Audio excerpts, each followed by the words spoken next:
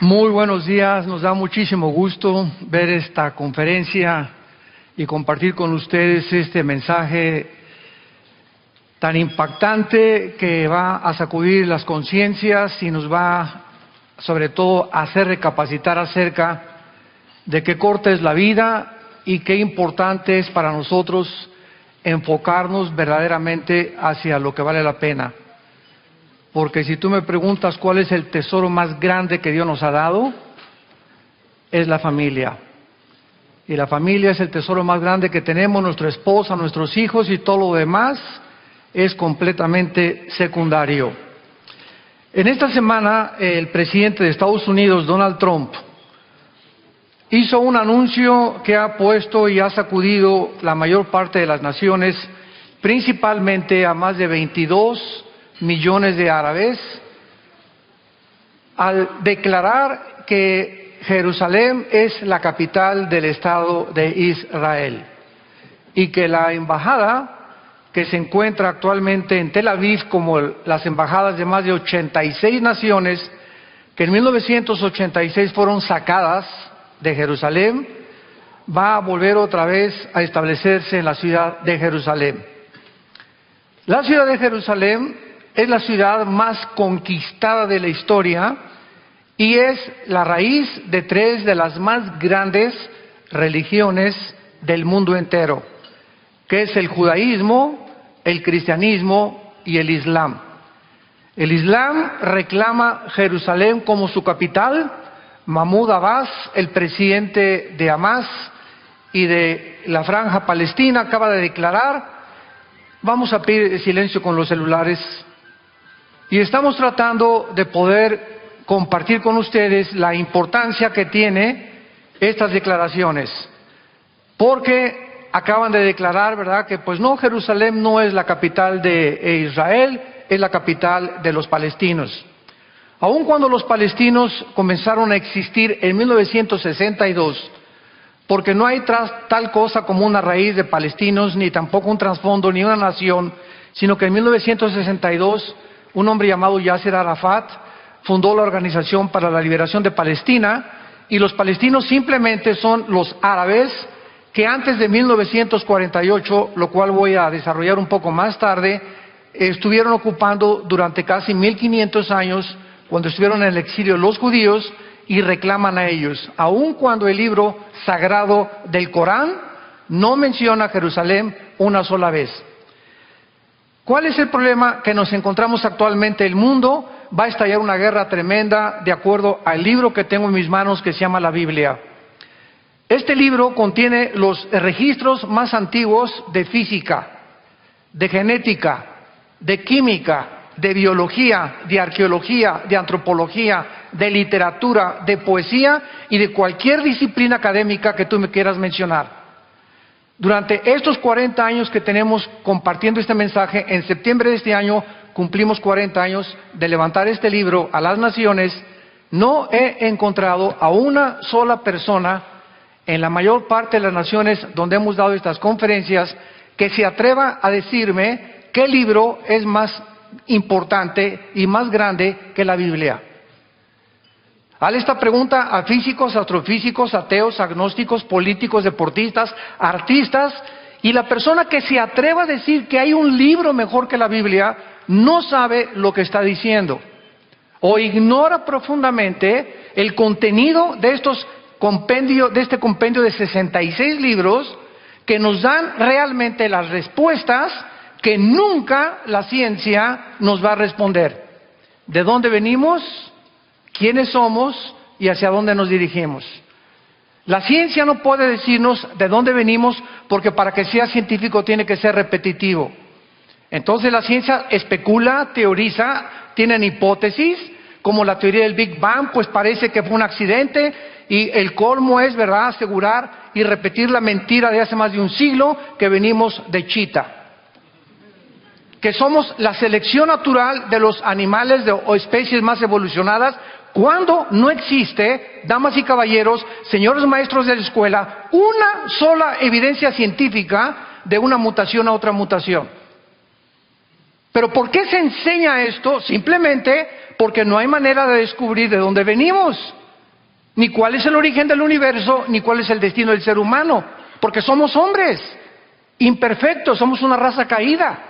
Entonces necesitábamos la revelación de Dios, que Él bajara a este mundo hace 2000 años, que muriera en una cruz, que fuera enterrado y que fuera resucitado a los 3 días, para que pudiéramos nosotros tener la certeza inequívoca de que hay vida después de la vida y que Jesucristo es el Hijo de Dios.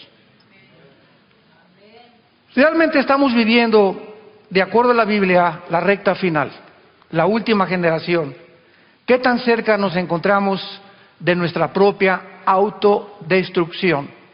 Porque el diagnóstico que Dios hace de la raza humana en la Biblia es exactamente como la raza humana se ha comportado en los últimos 6000 años que tenemos de historia.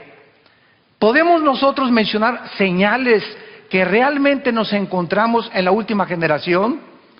¿Qué diferencia tiene la Biblia del Tripitaka de Buda, de los Vedas, de los persas, del Islam, del Corán y de los tantos libros sagrados que existen? Es increíble las evidencias proféticas con una exactitud del 100% que la Biblia nos ofrece. Es el primer libro que fue impreso en la imprenta de Gutenberg, la Biblia. Es el libro más traducido a más idiomas, a más lenguajes y a más dialectos que cualquier otro volumen de literatura. Y es el libro que nos ofrece realmente la esperanza que nosotros tenemos y que tú puedes tener esta mañana, que si tú mueres algún día, tú puedes volver a vivir eternamente con el Hijo de Dios. En el Evangelio de Mateo capítulo 24, a Cristo se le acercaron los discípulos hace 2000 años, haciéndoles 3 preguntas.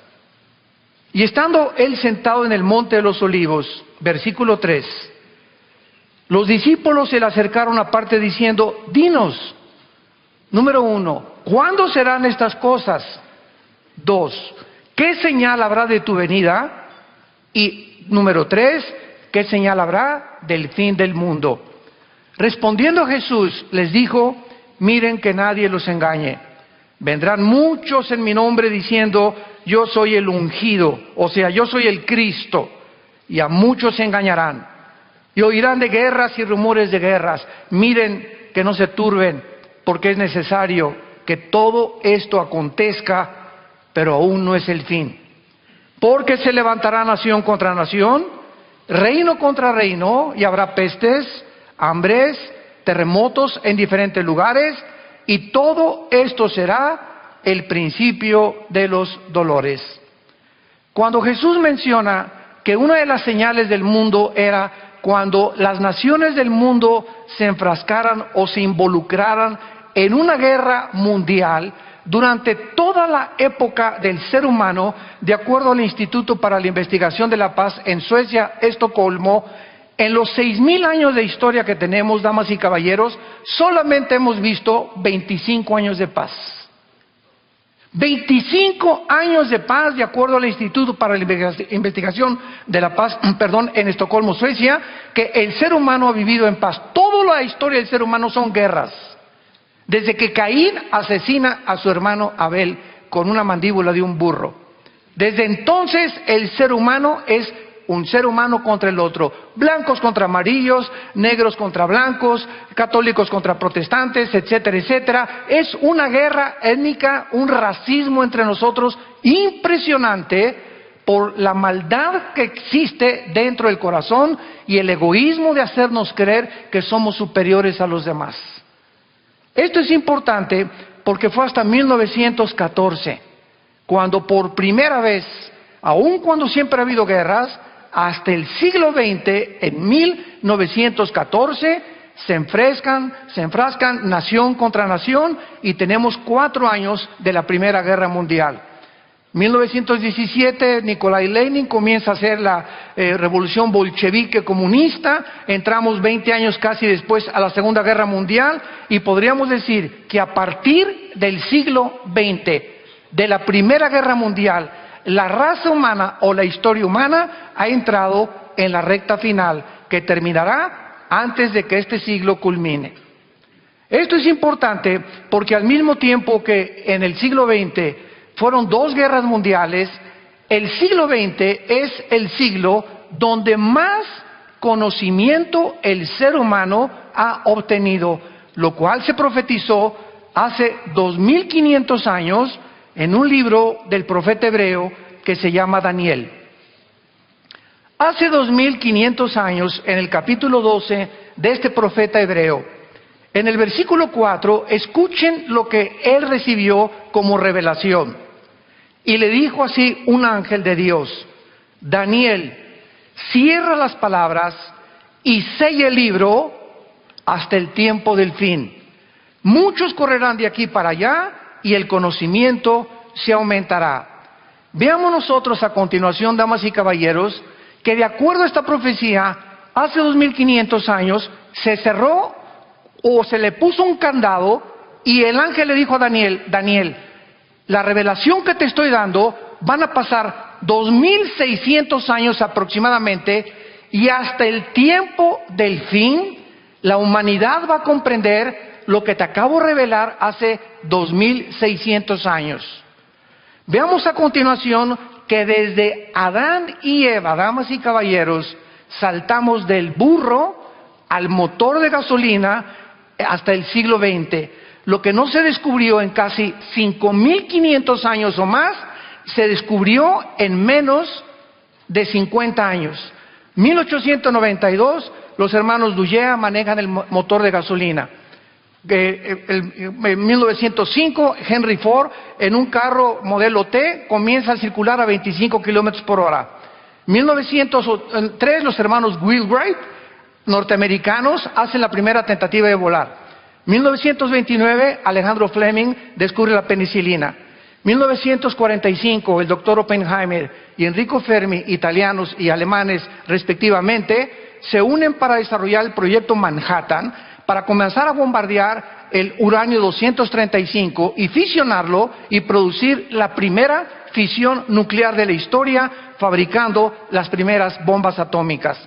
1954 es botado el primer submarino de energía nuclear en Estados Unidos. 1957 se lanza el primer satélite por Rusia.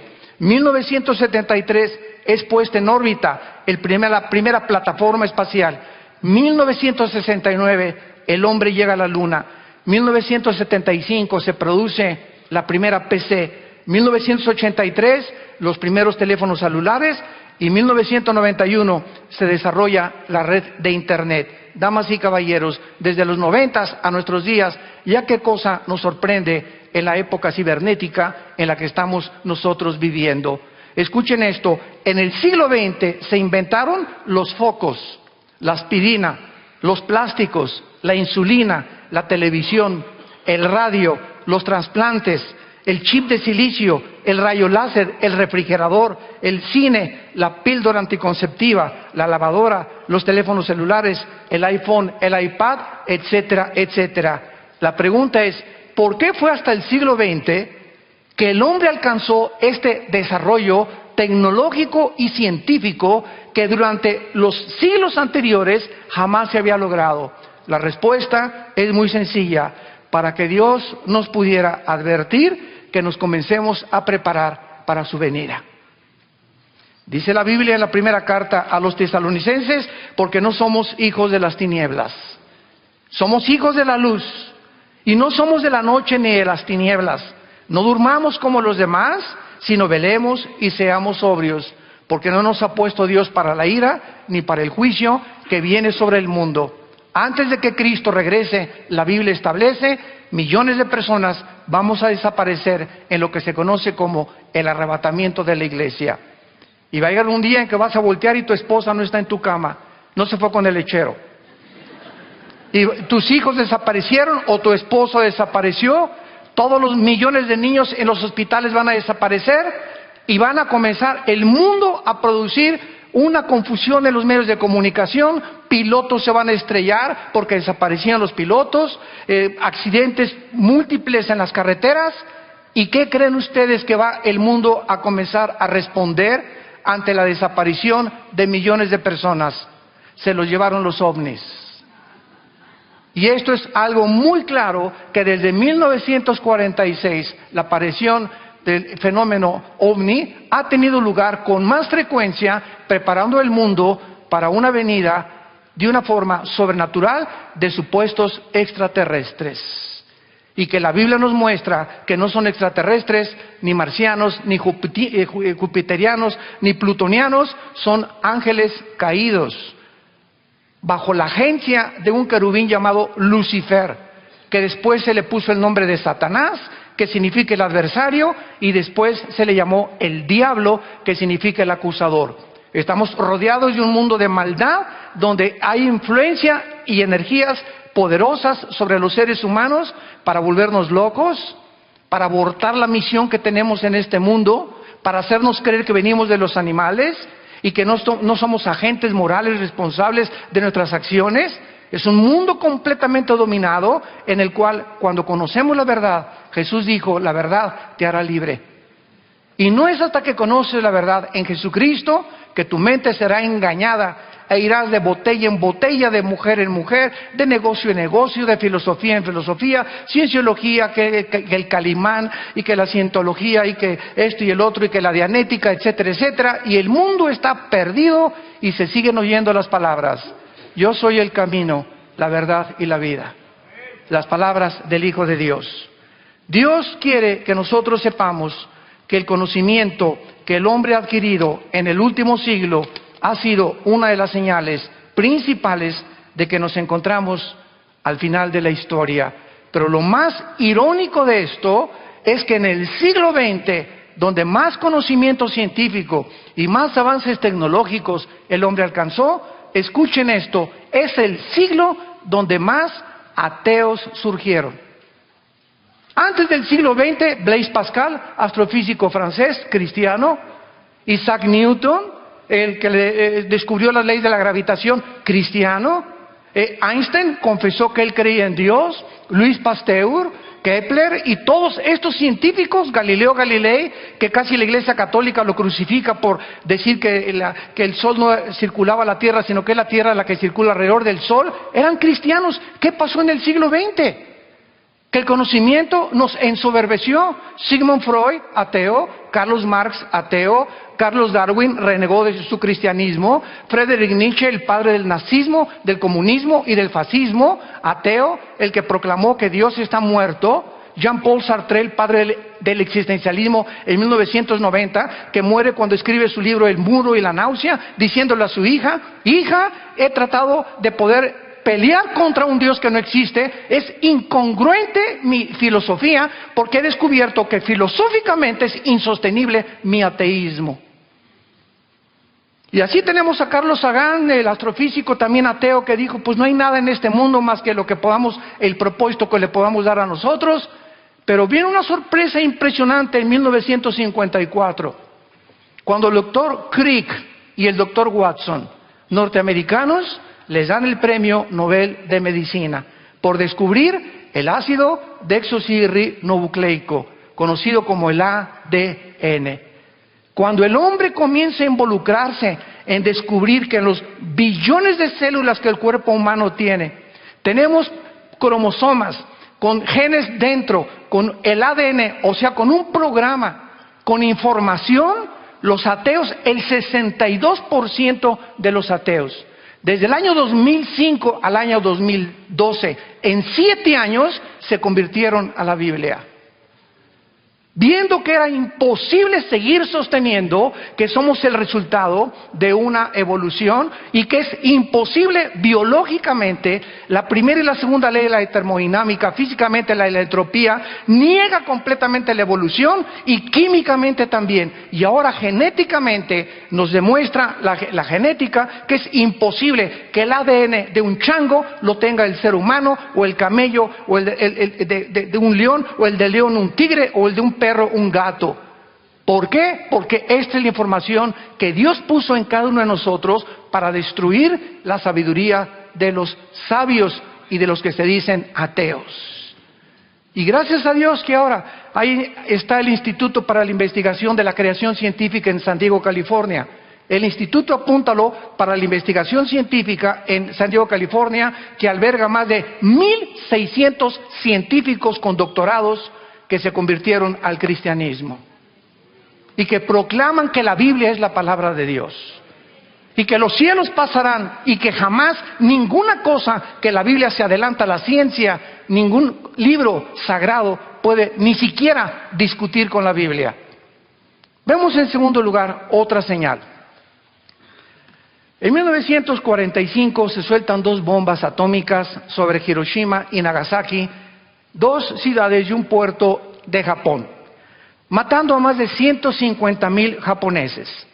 Es increíble que hace 2,400 años el profeta Zacarías, en el capítulo 12, capítulo 14, versículo 12, haya puesto estas palabras profetizando las consecuencias de lo que producen los rayos láser y los rayos gamma y las 500 partículas radiactivas que contiene cada bomba atómica. Escuchen Zacarías 14:12 y dice así: esta será la plaga con que herirá Jehová a todos los pueblos que pelearon contra Jerusalén. La carne de ellos se corromperá estando ellos sobre sus pies. Se consumirán en las cuencas sus ojos y la lengua se les deshará de su boca. Ni siquiera en este tiempo la pólvora se había inventado, damas y caballeros.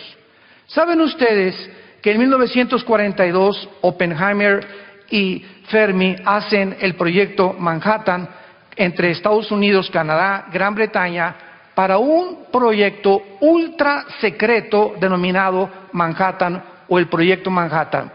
Invitan a Alberto Einstein y Alberto Einstein manda una carta al presidente de Estados Unidos diciéndole: el día que nosotros comencemos a desintegrar el átomo del elemento uranio 235, lo vamos a usar contra nosotros. Yo no quiero involucrarme en este proyecto porque tarde o temprano el hombre, cuando mete sus manos en la tecnología o mete sus manos en la genética, como se está manipulando actualmente, etcétera, etcétera, siempre se vuelve contra nosotros aquello que descubrimos por la incapacidad que el ser humano tiene para poder manejar su propia vida, su propio matrimonio, sus propios hijos, sus propios negocios y mucho menos las naciones.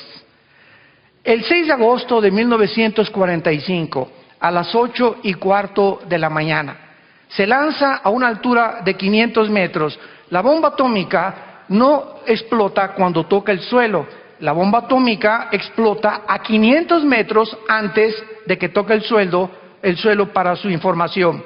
Se suelta una bomba sobre Hiroshima y esta bomba medía 3 metros y 4 toneladas de peso. Portaba uranio como material fusionable y su poder explosivo fue de 20 kilotones. Un kilotón equivale a 1 tonelada de dinamita. O sea, esta bomba, recuérdalo, tenía 20,000 toneladas de dinamita. El avión fue designado como el B-29 Enola Gay y la explosión destruyó a un radio de 13 kilómetros cuadrados del epicentro de su detonación, muriendo aproximadamente en las 2 explosiones, porque el 9 de agosto se lanzó la segunda bomba sobre Nagasaki, más de 150,000 personas. Estas son las consecuencias de la explosión. Sus cuerpos se deshicieron estando parados. Las cuencas de sus ojos se deshicieron estando parados y la lengua se les deshizo de su boca. Algo que fue anunciado 2,500 años antes de que se descubriera la fisión nuclear. Ahora bien, esto no es absolutamente nada, porque en 1952 los Estados Unidos detonan la bomba de hidrógeno que acaba de detonar tu compadre Kim Jong de Corea del Norte. Nada más que sin el material fusionable nuclear en la punta. La bomba de hidrógeno tiene 1,000,000 de toneladas de dinamita. Esto fue detonado en 1958. China también detona otra bomba de hidrógeno. Ya llevamos 2. Y actualmente en el siglo XXI que nos encontramos, existe un proyectil llamado el Mark 12A, con la fuerza explosiva de 335,000 toneladas de dinamita, y el Titán 2 con 9 millones de toneladas de dinamita. ¿Estamos al borde, damas y caballeros, de un holocausto nuclear en el mundo?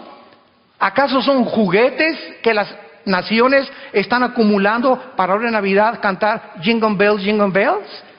Nos encontramos en el siglo XXI, con los máximos avances tecnológicos, con una época nuclear impresionante, descubrimientos científicos como la genética y la manipulación del ADN. Nos encontramos al borde y a un punto de autodestruirnos. Es increíble la autodestrucción y el ego que gobierna al ser humano. Actualmente somos la primera generación en la historia con el suficiente potencial explosivo para poder volar al mundo en un minuto. Corea del Norte, Irán y Siria han amenazado al mundo con armas nucleares, que en cualquier momento solo necesitamos a un loco, a un paranoico, a un psicótico, a un sociópata, para que pueda él, con sus múltiples desórdenes de su personalidad, estallar una bomba sin importarle las consecuencias que van a haber en el mundo entero. Y es interesante que en el libro del Apocalipsis, en el cuarto sello, en el capítulo 6, la Biblia profetiza que en esta explosión que puede haber próximamente, tal vez hoy en la noche, tal vez mañana, o tal vez el mes que entra, o tal vez en el año 2018, escuchen esto, el daño que va a causar. Esto fue escrito hace 2000 años por el apóstol Juan. Fue el último de los apóstoles de Cristo, murió de 95 años de edad, exiliado por el emperador Vespasiano en la isla de Patmos, que se encuentra junto al mar Egeo. Cuando ustedes vayan a Jerusalén o a Grecia, nunca se pierdan este viaje a la isla de Patmos. Ahí se encuentra la tumba donde murió el apóstol Juan y donde Dios le reveló el Apocalipsis, que significa descorrer el velo o correr la cortina, o Dios nos abre la ventana para que veamos el futuro de la humanidad. Y escuchen lo que dice Apocalipsis 6, versículo 8. Miré y un caballo amarillo, y el que lo montaba tenía por nombre Muerte, y el infierno le seguía, o el Hades. Y le fue dada potestad sobre la cuarta parte de la tierra, para matar con espada, con hambre, con muerte y con las fieras de la tierra. Damas y caballeros, ¿cuántos habitantes poblamos el mundo actualmente? Aproximadamente somos 7.5 billones de personas en el mundo, de acuerdo al último almanaque. Aquí estamos hablando que la cuarta parte de la humanidad va a morir. ¿Saben cuántas personas hay desde Alaska hasta la Patagonia en el continente americano? No pasamos de las 1.500 millones de personas. Entonces estamos hablando que cuando esta guerra estalle, es lo más seguro que el continente americano vamos a desaparecer con todo y Querétaro. ¿Por qué les digo esto?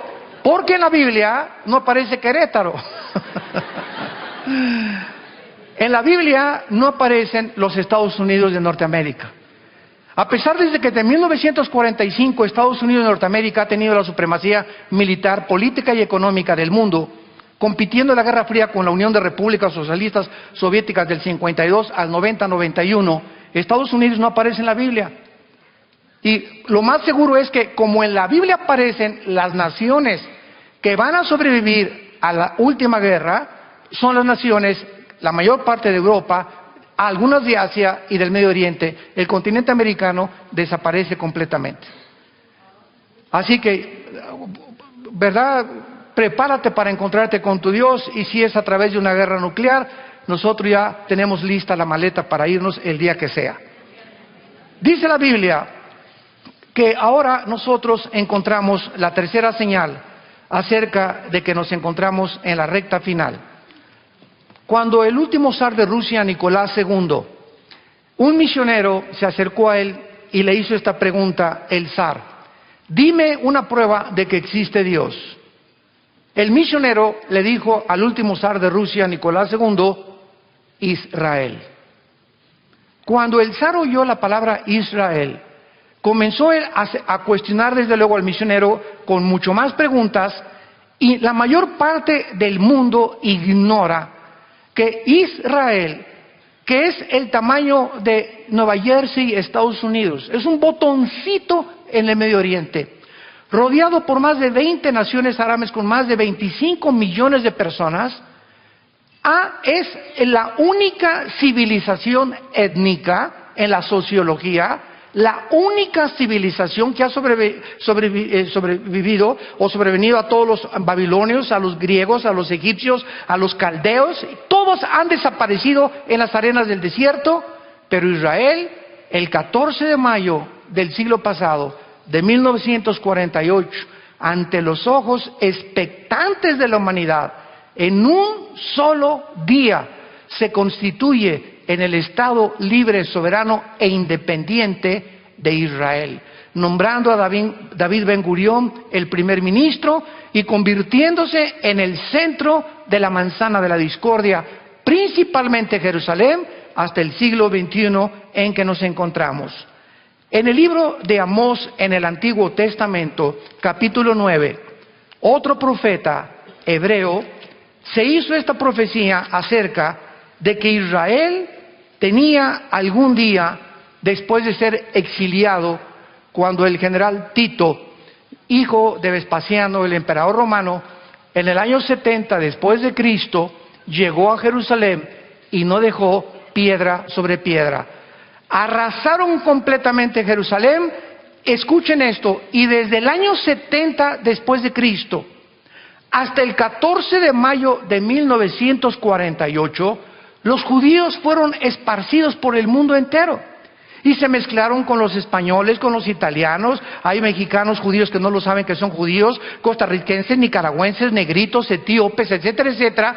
Se dispersaron las 10 tribus que los asirios en el año 700 antes de Cristo se llevaron cautivos a Siria.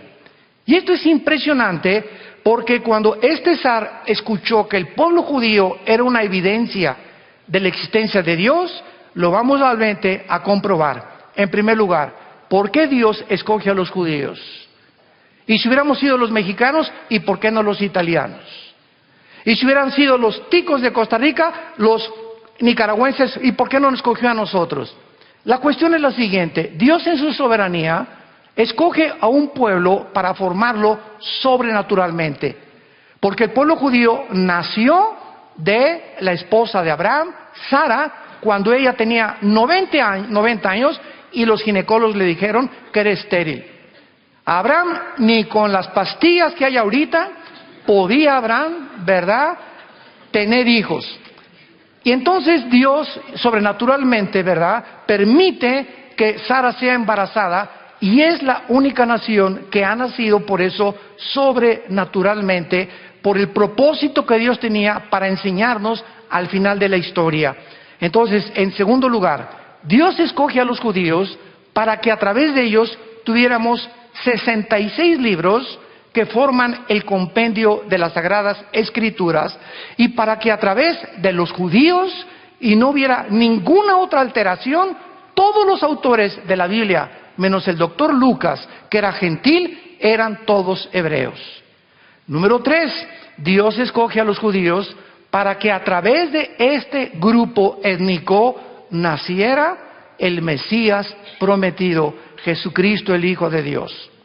Cuando Jesucristo hace su aparición en la escena mundial, Jesucristo tenía que demostrar que Él descendía genéticamente de Abraham y de Adán, para poder identificarse con todos nosotros. Esta es la razón por la cual cuando José y María estaban comprometidos y ya estaban listos para irse a Cancún de luna de miel, se le aparece un ángel a María y le dice: María, tu esposo no va a tener nada que ver en el embarazo que vas a tener. Ella se espantó y dijo: ¿cómo es posible que me pueda embarazar si José y yo estamos comprometidos? Y entonces el ángel, en el Evangelio de Lucas y el Evangelio de Mateo, le dicen a María: el santo ser que va a nacer en tu vientre será hijo del Altísimo y le pondrás por nombre Yeshua, que significa Jesús el Salvador.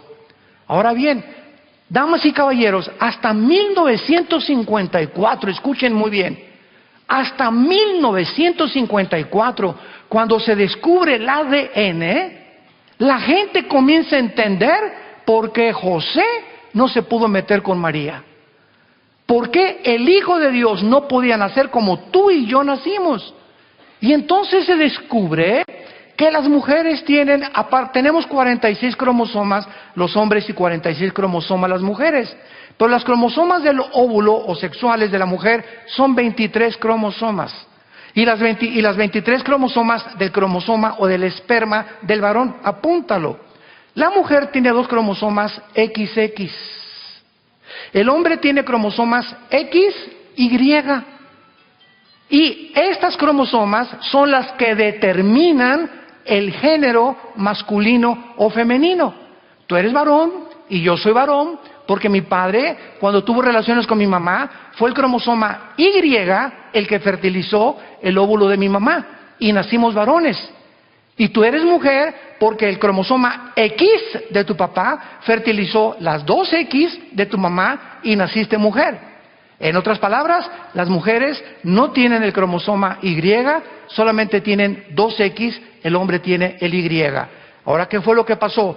La Biblia dice, cuando se descubren las leyes de la genética o de la herencia, en 1860 por Gregorio Mendel, que comenzó a hacer experimentos con chicharitos y que hay una transmisión de generación en generación, las uvas son uvas, las papayas son papayas, algo hay en la semilla, hay una información en las hormigas, en los gatos, que se transmite el color de los ojos, el tamaño, las minerales, en fin, todo lo que contiene codificado el ADN.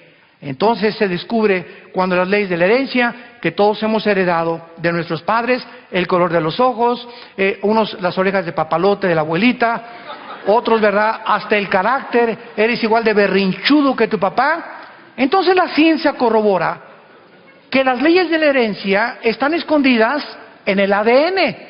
Ahora la Biblia es el único libro que nos dice que hemos heredado también algo espiritualmente, porque somos espíritu, tenemos un alma y vivimos dentro de un cuerpo de acuerdo a la Biblia. Somos espíritu, tenemos un alma que es la mente, la voluntad, los sentimientos, el intelecto y el cuerpo, el envase que día a día, de acuerdo a la ley de la entropía, se está deshaciendo. Entonces la Biblia dice que hemos heredado una enfermedad, una infección, que William Shakespeare le quiso llamar el defecto trágico. Carlos Marx, la lucha de clases. No, si el Estado proletariado derriba a la burguesía, se va a justificar y va a haber igualdad y equidad en la sociedad. Sigmund Freud, no, el problema del ser humano es la infancia y la sexualidad de la infancia. Y todos han tratado de atribuirle alguna raíz a la razón por la cual nos comportamos como nos comportamos. La Biblia le llama pecado. En pecado hemos sido nacidos, Salmo 55, Romanos 3:23, y fuimos nacidos destituidos, muertos, lejos de la comunión con Dios. Desde Adán hasta nuestros días nacimos desconectados de la fuente de energía. Y como estamos desconectados de la fuente de energía, hemos buscado en el alma, en la mente, pues cosas altruistas y alcohólicos anónimos, marihuanos anónimos, psicología, psiquiatría, cientología, religiones, buscando alguna manera de poder otra vez reencontrarnos con algo que nos dice que trasciende nuestra capacidad pensante y que tiene que haber algo fuera de nosotros, pero como no sabemos qué es, aunque sabemos que trasciende, ese Dios al que muchos adoran sin conocerle, es el que Jesucristo nos vino a revelar.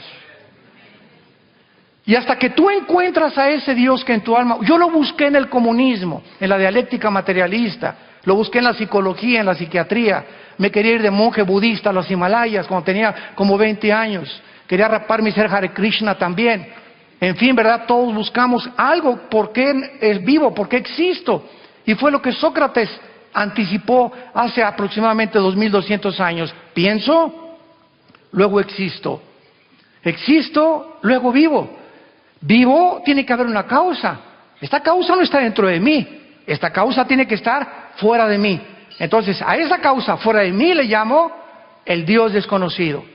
Al que las religiones adoran sin conocerle, es al que Jesucristo nos vino a reconciliar y hacernos regresar al corral de las ovejas. Esta es la maravillosa vida de Jesucristo. Y es cuando nosotros comenzamos a entender claramente por qué Jesucristo tenía que venir de los judíos. Escuchen esto. Tú a España y busca tu árbol genealógico. O busca de dónde viene el apellido Chipaltroco. O el apellido X. Y vas a encontrar 4 o 5 generaciones, con excepción de los reyes de Holanda, de España, de Inglaterra, etcétera, etcétera, de Suecia. Hay muy poca gente que sabe quiénes fueron sus tatarabuelos. Se pierde completamente y se desvanece con la historia. Jesucristo es el único ser humano de quien se puede trazar su genealogía desde Adán en la Biblia. Cuando yo comencé a estudiar teología y me dieron el doctorado, me atribulaba. Hijo de tal, hijo de tal, hijo de tal. ¿Para qué me sirve a mí? Hijo de tal, hijo de tal, hijo de tal, hijo de tal, hijo de tal. Y dije, no, le voy a voltear la página, enséñeme otra cosa, le decía a mis maestros yo. Hasta que descubrí un día claramente por un maestro que me dijo, ¿sabes por qué Dios guarda las genealogías en Lucas y en Mateo de Jesucristo? Para que Él pudiera demostrar con sus credenciales a los judíos y a los árabes que Él venía y descendía de Abraham. Porque Dios le dijo a Abraham, en Isaac te será la descendencia, no en Ismael, no en la tribu de los demás, a través de Judá de David de Salomón, y así vemos toda la genealogía hasta la Virgen María. Y la Virgen María descendía de Salomón, el hijo de David, que vino a través de Abraham para que supiéramos nosotros que Él era el Mesías prometido por Dios. Esto es maravilloso a los ojos de la Biblia. Pero veamos en Amós capítulo 9 esta profecía que contiene 3 puntos sobrenaturales. Y dice así, Amós 9, 14 y 15. Traeré del cautiverio a mi pueblo Israel. Edificarán las ciudades, las habitarán, plantarán viñas, beberán el vino de ellas, harán huertos, comerán el fruto de ellos. Pues los plantaré sobre su tierra y nunca más serán arrancados de su tierra que yo les di, ha dicho Jehová Dios tuyo. Cuando los judíos regresan casi después de 2000 años a la tierra de Israel, no había un solo árbol plantado. Era un desierto la tierra de Israel. A las 5:30 de la mañana, el 15 de mayo, horas después de que se establece por las Naciones Unidas, después del genocidio de los nazis, que regresen a su tierra, los atacan 1 hora después que se constituyen como Estado a través de las Naciones Unidas, los árabes los atacan por primera vez. Y después vienen las guerras que vamos a ir viendo, pero cuando llegan los judíos no había árboles. En 2000 años, los pocos árabes, que ahora les llaman palestinos, no sembraron ningún árbol. ¿Saben ustedes que en 1950, 2 años después de que ellos llegan a Israel, plantan en la obra de la ingeniería hidráulica más portentosa del siglo XX, 7 millones de árboles, olivos? En 2 años irrigan la tierra y plantan más árboles de los 6 millones de judíos que los nazis asesinaron en la Segunda Guerra Mundial. Aquí lo dice claramente, traeré del cautiverio a mi pueblo Israel y habitarán las ciudades que yo les he dado. Ahora bien, los plantaré y a nadie los va a arrancar. Cuando ellos llegan, los atacan. En el 52 los vuelven a atacar. En 1967, la guerra más portentosa, sorprendente y misteriosa de todas las milicias de Alejandro el Magno, de Napoleón Bonaparte, de Carlomagno, el general Schwarzkopf, que fue el general que dirigió la coalición en 1990-91 en la guerra del Golfo Pérsico, graduado de West Point, escribe en sus memorias, lo puedes comprar por internet, el libro del general Schwarzkopf, lo que él dice: la guerra de los 6 días en Israel es la guerra más milagrosa, portentosa, sobrenatural que he leído y que jamás nadie puede jamás sobrepasar. ¿Qué pasó en la guerra de los 6 días en junio del 1 al 6 de 1967? El presidente Nasser, en aquel tiempo de Egipto, junta Jordania, Siria, Líbano, Irak, y les dice: aplastemos a los judíos, saquémoslos al mar Mediterráneo y terminemos con este problema de una vez y para siempre. Dios les salva milagrosamente, porque después de que Egipto, Siria, Irak y Jordania, con casi 500,000 de soldados, 2.800 tanques y 800 aviones rodean a Israel. Escuchen esto. En la ley de las probabilidades, los que les gustan las matemáticas, si nosotros somos ahorita 800 personas en este salón y nos rodea un ejército de 20,000 soldados, vamos a poner 5,000 ametralladoras y nosotros tenemos 50 ametralladoras. En la ley de las probabilidades, ¿qué probabilidades tendríamos de salir vivos? Yo les voy a decir cuántas: 10 a la 12ª potencia. Infinito. Escuchen, son las mismas probabilidades que Israel tenía en 1967 para que salieran vivos. ¿Qué sucedió? El 2 de junio, un sargento iraquí se comunica con uno de Libia, de Líbano, y le comienza a transmitir un mensaje del ataque contra Israel.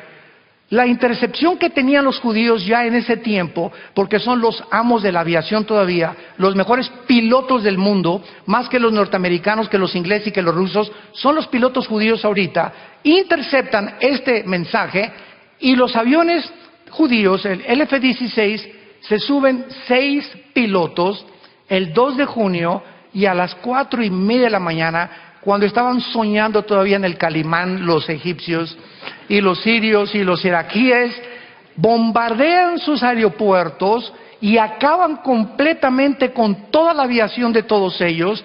El 4 de junio los judíos dominaban el aire, lanzan todos los tanques y el 6 de junio se encontraban en la península del Sinaí, en las colinas del Golán, al norte del mar de Galilea, y habían reconquistado por primera vez Israel, Jerusalén, la parte occidental y la parte oriental.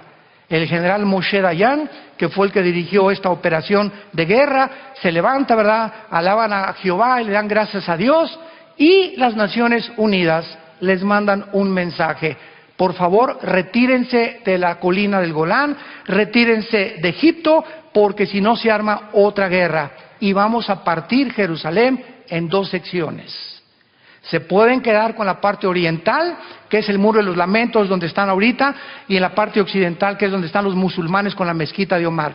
Desde 1948 hasta el 67 habían tenido el control otra vez de Jerusalén. Damas y caballeros, qué impresionante que hayan terminado la guerra en estos 6 días. ¿Saben por qué acabaron el 6.º día? Porque el 7.º tenían que descansar. Hasta eso, ¿verdad? Fue algo irónico completamente. Ahora, después se levanta Yasser Arafat, se levanta Hezbollah, se levanta Hamas, se levantan todos los grupos terroristas, los han bombardeado, los han tratado de sacar. Nunca desde el 48, escuchen esto, los medios de comunicación te pueden decir muchas cosas, nunca desde el 48 Israel ha comenzado una sola guerra.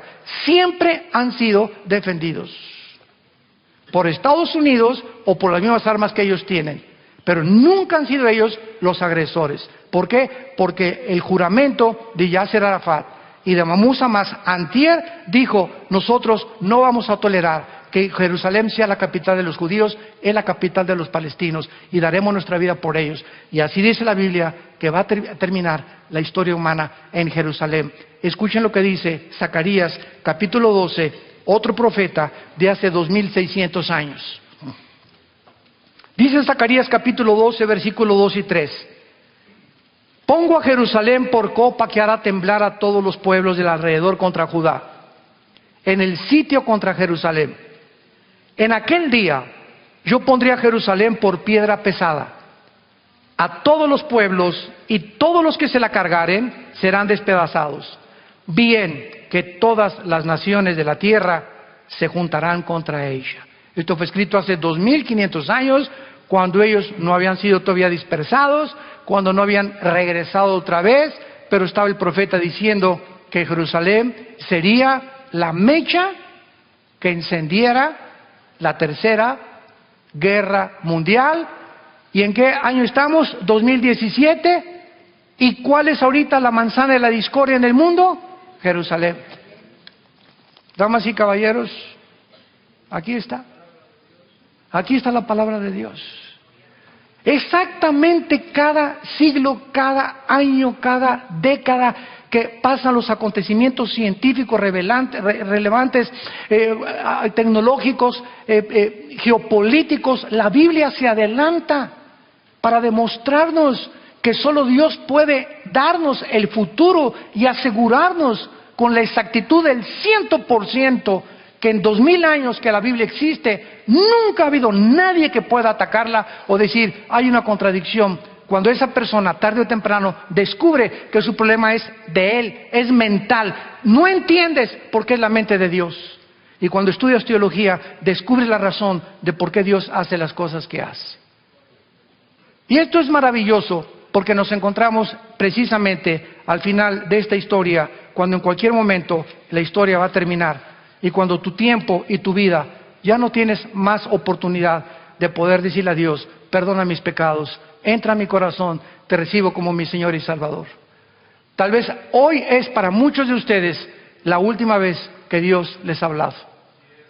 Y no es como me dijo un ateo hace algunos años, oiga señor, doctor Alducin, es que yo necesito más evidencias de que existe Dios. Le dije, son las mismas palabras que dijo Carlos Sagan antes de morir, el ateo astrónomo. Es que si hubiera más evidencias de que Dios existe, creería en Dios. Le dije, agarre un libro de genética por el amor de Dios y vea que el ADN no puede ser, es imposible que pueda existir información sin una inteligencia. ¿Cómo es posible que cada ADN de cada célula de nuestro cuerpo contenga 50 enciclopedias británicas de información? ¿Quién puso esa información dentro de nosotros? ¿Chita? Por el amor de Dios, Virgen del Socorro. Damas y caballeros, señores ateos que nos visitan, llegamos a un punto en la historia donde profesando ser sabios se hacen necios. Ahí me han atacado. ¿Usted cree que de los que creen que Adán y Eva, le dije, oye, cabeza de aguacate? Tenemos más de un siglo enseñando una mentira a nuestros estudiantes en la universidad, que venimos de la evolución y que somos animales. Y si es así, no necesitamos un salvador, no necesitamos reglas morales, ni un código de conducta, no necesitamos 10 mandamientos, porque en ese momento le dije a este ateo, tú eres tu Dios, y tú haces tus propios mandamientos, y no te atrevas a decirle a tu hijo, no fumes marihuana, o no te acuestes, hija, con esa persona antes de casarte, porque tú tienes tu moral, él tiene su moral, y entonces todos somos dioses. No hay una verdad, ni una equidad, ni un código de conducta absoluto al cual podamos nosotros tener como punto de referencia. Nos convertimos en dioses. Y esta es la razón por cual estamos a punto de destruirnos. Porque no hemos querido entender que Dios nos hizo a su imagen y semejanza. Que hace 2000 años murió su Hijo en una cruz. Y dio su sangre y fue coronado con espinas. Sus manos y sus pies sangraban. Y ahí en la agonía más grande Jesús decía, perdónalos porque no saben lo que hacen. Jesucristo es la personalidad más impactante de la historia. A ver, ¿de quién se celebra su nacimiento como ahora en Navidad? ¿De Buda? ¿De Mahoma? ¿De Hare Krishna? ¿De Mahatma Gandhi? ¿De Zoroastro? Dime tú, tu gallito giro, como dicen en Querétaro. ¿De qué otro hombre separan todo y todo se convierte? Hasta los ateos no van a trabajar. O sabemos que no nació el 24 de diciembre, pero es como el Día del Padre que escogen cualquier día, el Día de la Madre, el día de etcétera, etcétera. Se escogió el 24 de diciembre. ¿Qué importa el día si no nace en tu corazón? Pero además de eso, ¿de qué otro hombre se celebra su muerte como en Semana Santa? ¿De tu tío? ¿De Nietzsche? ¿De Sartre? ¿De Bertrand Russell? de Richard Dawkins, el ateo que está ahorita de moda, que escribió puras, yo le llamo marihuanadas. A ese grado hemos llegado en la humanidad de tontería. Tenemos más de un siglo creyendo, insistiendo que venimos de los animales, cuando no hay pruebas científicas, ni físicas, ni genéticas, ni biológicas de ello. Pero ¿por qué insistimos? Por el orgullo intelectual, la soberbia del hombre. Es la que te impide venir a la cruz, hincarte en esta mañana y darle tu vida al Salvador. Y los días los tenemos contados, damas y caballeros. Ya no podemos pasar ningún día más sin que entendamos que viene el día del juicio. El juicio viene, el juicio viene, el juicio viene. Prepárate para encontrarte con tu Dios. No quisieran muchos de ustedes en esta mañana venir a la cruz. Yo invito a muchos de ustedes en esta mañana que se acerquen al Señor, al Dios de la Biblia, al Padre de Abraham, de Isaac y de Jacob, al Dios y Padre de Jesucristo, que lo resucitó a los 3 días y que anhela tener comunión contigo, una relación personal viva, dinámica, orgánica con tu alma, para que tú descubras que hay algo más que hacer dinero, hay algo más que el sexo, más que el hedonismo y los placeres. Nunca encontrarás la paz, por más rico que seas, por más político y diputado y gobernador que te hagan y presidente de la República. Llegarás como un artista, el deportista más famoso, la artista más famosa, Miss Querétaro, Miss Mundo, Miss Universo, lo que tú me quieras decir. Al final encontrarás el vacío en tu alma que persiste. Como dijo Madonna hace 6 meses, tengo miedo de pasar los 55 años de edad y no tener la adrenalina de un público que me adore, porque se me va a acabar. Y así como se le acabó a Michael Jackson, Elvis Presley, a los políticos y deportistas, llega un momento en la vida en el que ya dices, ¿qué sigue? ¿Qué sigue? Porque fuimos creados con ese vacío que solo Cristo lo puede llenar. Y Él puede entrar a tu vida en esta mañana. Porque Él le has abierto la puerta al comunismo, a la dianética, a la cientología, al Himalaya, al ateísmo, al agnosticismo, al escepticismo. Ábrele la puerta a Jesús. No pierdes nada. Él viene para darte vida y vida en abundancia. Tú ábrele, dile, Señor Jesús, vamos a inclinar nuestra cabeza algunos instantes. Y ahí desde tu lugar dile estas palabras con todo tu corazón. Señor mío y Dios mío, reconozco que soy un pecador, una pecadora, y que no puedo hacer nada con mis pecados, porque yo no me lo puedo lavar a mí mismo, ni tengo el poder para cambiar de vivir. Creo que en esa cruz derramaste tu sangre preciosa hace 2000 años, y como creo que resucitaste de los muertos a los 3 días, te pido, Señor Jesús, que entres a mi corazón como mi Señor y mi Salvador. Te doy las gracias por haber pagado en mi lugar la cuenta pendiente de pecado que tenía contigo, y que nada ni nadie la podía borrar más que tu sangre preciosa. Gracias por entrar a mi vida.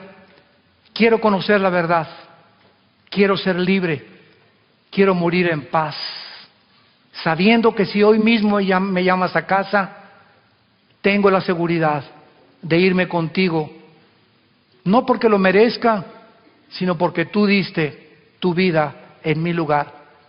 Te doy gracias por el poder que ahora me das en el Espíritu Santo para comprender las cosas profundas de tu mente y entender que separado de ti nunca podré hacer nada. Te lo pido y te doy las gracias en el nombre de Jesucristo, tu Hijo amado. Amén. Gracias a Dios por este libro. Gracias a Dios por la Biblia. Gracias, Señor. Gracias, Padre, por este libro maravilloso. Gracias, Señor.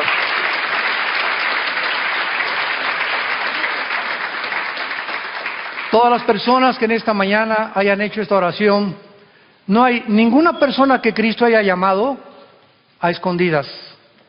Todas las personas que Jesús las llamó públicamente. Saqueo, el chaparrito, bájate del árbol y sígueme. Mateo, déjame tu mesa de impuestos y sígueme. Los pescadores, vengan y síganme. Dejando sus redes, le siguieron. Si tú en esta mañana acabas de hacer esta oración por primera vez, invitando a Jesucristo a tu vida, ahí desde tu lugar, yo te invito a que te pongas de pie. Párense todos los que hicieron esta oración por primera vez. Gracias a Dios. Mira cuánta gente. Que Dios los bendiga. Gracias, Señor. Gracias, Padre. Gracias. Que Dios la bendiga. Gracias. Que Dios lo bendiga. Gracias a Dios. Gracias. Gracias. Muchas gracias. Qué lindos jóvenes. Gracias. Oh, jóvenes, acuérdense de su juventud. Acuérdense de Dios en los días de su juventud. Qué lindo los jóvenes que se van a recibir a Cristo. Los matrimonios se pararon de la mano juntos. Que Dios los bendiga, gracias a Dios. Los viejitos, gracias a Dios, que Dios los bendiga. Ya tienen la visa hoy en la noche para el otro lado. Garantizada por la sangre de Jesucristo. Gracias a Dios. Dios te bendiga también, gracias a Dios. Gracias por tu vida. Dichosos y felices los pobres en espíritu, porque ustedes verán a Dios. Dichosos y felices todos ustedes que son misericordiosos y que no ven a la gente como tus intereses o como personas para ser usadas, sino que vemos a la gente como almas necesitadas que necesitan a Cristo.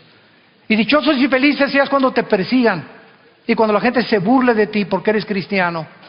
No te amedrentes, al revés, gózate, porque así persiguieron a los profetas, a los apóstoles y al Hijo de Dios. Si a Él hicieron eso, ¿qué nos pasará a nosotros?